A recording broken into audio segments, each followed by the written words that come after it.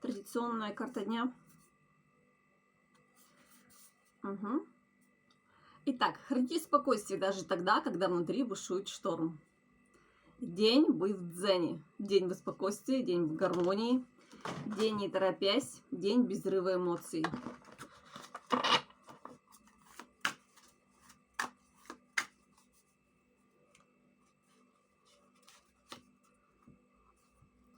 Наиболее верный путь к успеху все время пробовать и еще один раз. Как обычно, карты между собой перекликаются, да? Умение быть спокойным, умение начинать заново. Не получилось, снова. Не получилось, снова. Не получилось подняться с первого раза в гору.